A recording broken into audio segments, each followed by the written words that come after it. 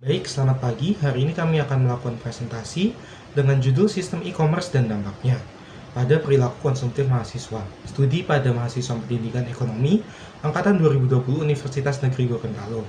Presentasi ini dilakukan oleh saya Gede Moreno Maximiliano dengan NIM 187241024 dan teman saya Indah Novela Anggraini dengan NIM 187241020. Baik, kita lanjut ke bagian presentasinya. Yang pertama yaitu latar belakang. Perkembangan teknologi digital telah mengubah pola hidup masyarakat, terutama di kalangan mahasiswa.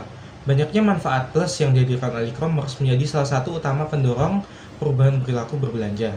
Data menunjukkan bahwa mayoritas pengguna e-commerce di Indonesia berasal dari kelompok usia muda dengan rentang usia 26-35 tahun, dengan mayoritas laki-laki dengan 67% dan perempuan dengan 37% pada tahun 2023, termasuk mahasiswa yang rentan terhadap perilaku konsumtif. Lalu untuk tujuan penelitiannya, yang pertama yaitu analisis pengaruh e-commerce terhadap perilaku konsumtif, mengidentifikasi faktor-faktor dominan dalam e-commerce, memahami dampak jangka panjang, dan memberikan rekomendasi pengguna e-commerce yang bijak. Selanjutnya adalah konsep utama e-commerce. E-commerce sendiri mengacu pada adopsi teknologi ICT atau teknologi internet di sektor ekonomi yang telah mengubah model bisnis konvensional menjadi perdagangan elektronik. E-commerce yang berbasis mobile memungkinkan konsumen dari banyak tempat mengakses barang dari berbagai jenis usaha bahkan UMKM, sehingga meningkatkan prospek usaha dan berkontribusi terhadap perluasan perekonomian. Pada poin ini, kita mendapatkan 3 konsep utama dari e-commerce. Yang pertama adalah e-commerce sebagai penggerak perilaku konsumen modern. Nah, e-commerce sendiri telah merevolusi cara belanja dengan menghadirkan platform digital yang memungkinkan transaksi jual beli secara online. Sistem ini menawarkan berbagai keunggulan seperti akses 24 jam, variasi produk yang luas, dan kemudahan pembayaran digital, khususnya model bisnis to consumer menjadi sangat populer di kalangan mahasiswa karena menyediakan interaksi langsung antara pedagang dan konsumen akhir melalui aplikasi seperti Shopee dan Tokopedia yang sedang tren saat ini. Yang kedua adalah fenomena perilaku konsumtif di kalangan mahasiswa. Perilaku konsumtif ini ditandai dengan kecenderungan membeli barang secara berlebihan didasarkan pada keinginan sesaat daripada kebutuhan pokok. Pada mahasiswa, fenomena ini sering dipicu oleh faktor eksternal seperti diskon menarik, kemudian tren viral di media sosial, atau pengaruh teman sebaya. Karakteristik mahasiswa yang melek teknologi namun belum memiliki kedewasaan finansial membuat mereka rentan terhadap pola konsumsi yang tidak rasional ini. Selanjutnya yang ketiga adalah mekanisme pengaruh e-commerce terhadap perilaku konsumtif. E-commerce memfasilitasi perilaku konsumtif melalui beberapa mekanisme utama, yaitu yang pertama, personalisasi iklan berdasarkan riwayat pencarian, yang kedua, notifikasi promo real time, yang ketiga, sistem pembayaran digital, dan yang keempat adalah fitur ulasan produk dan rekomendasi. Setelah itu, kita akan beralih ke jenis-jenis dari e-commerce. E-commerce sendiri dibagi menjadi 7 jenis.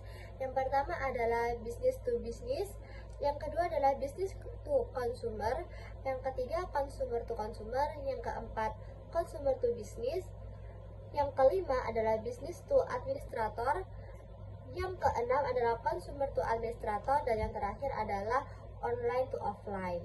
Nah, salah satu model e-commerce yang paling signifikan dan menjadi batasan pembahasan dalam penelitian ini adalah business to consumer atau B2C yang menggambarkan interaksi langsung antara bisnis dan konsumen akhir. Selanjutnya adalah metode penelitian yang digunakan adalah dengan menggunakan pendekatan kuantitatif dengan metode deskriptif untuk menganalisis pengaruh e-commerce terhadap perilaku konsumtif mahasiswa.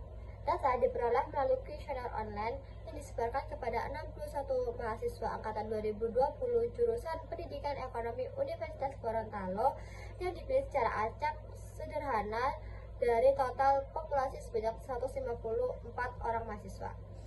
Instrumen penelitian ini terdiri dari 30 pertanyaan yang dibagi antara 15 untuk variabel e-commerce dan 15 untuk variabel perilaku konsumtif, yang sebelumnya telah diuji validitas dan reliabilitas menggunakan uji Pearson Correlation and Cronbach Alpha.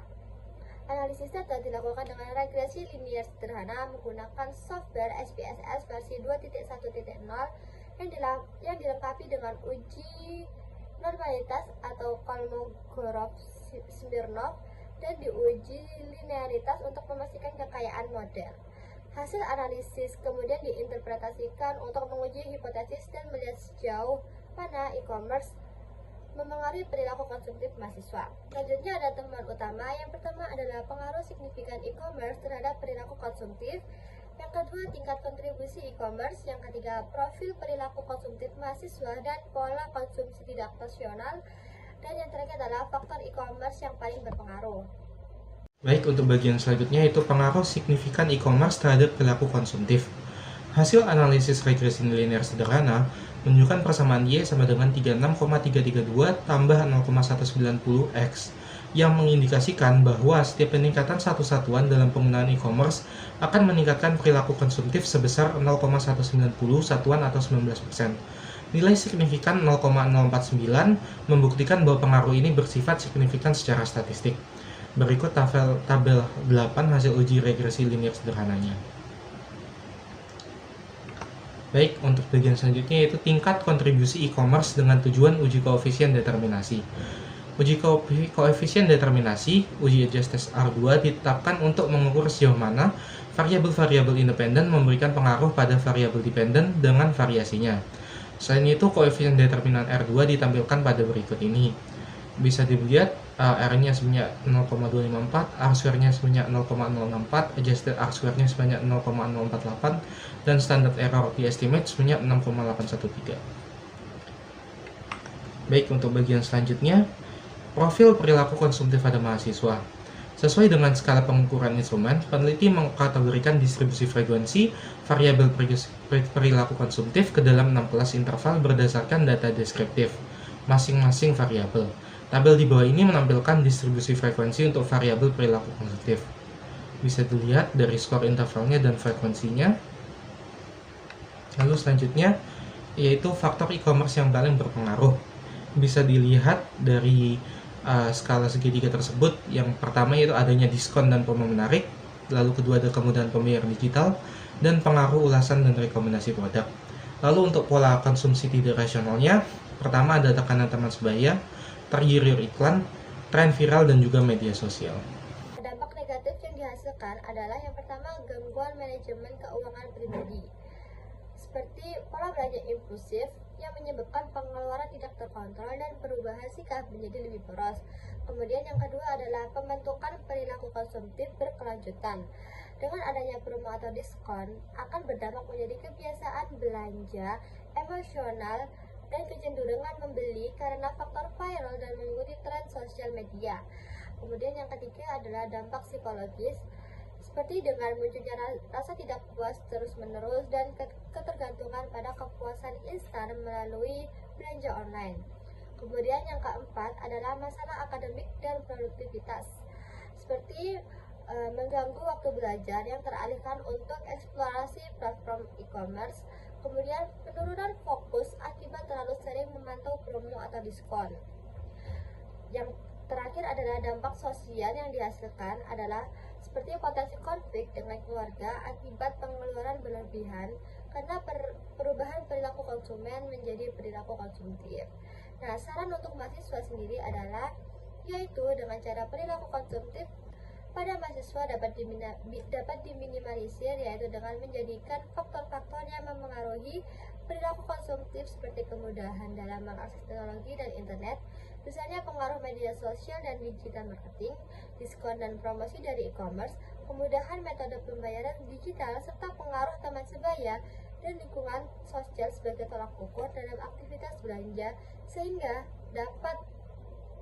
mahasiswa dapat menekan daya belinya dengan lebih memprioritaskan barang yang menjadi kebutuhan dasar dan menjadi lebih rasional dalam berbelanja. Sebaiknya membeli suatu produk karena kebutuhan yang disesuaikan dengan keuangan yang tersedia. Selanjutnya adalah hasil dan kesimpulan.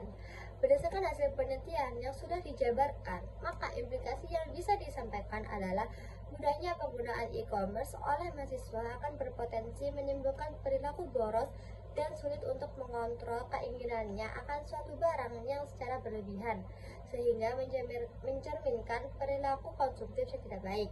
Sebaiknya, mahasiswa membeli suatu produk karena kebutuhannya disesuaikan dengan keuangan yang tersedia. Bisa dilihat di sini untuk daftar pustaka yang kami pakai. Terima kasih, sekian presentasi yang dapat kami sampaikan. Kurang lebihnya kami mohon maaf. Wassalamualaikum warahmatullahi wabarakatuh.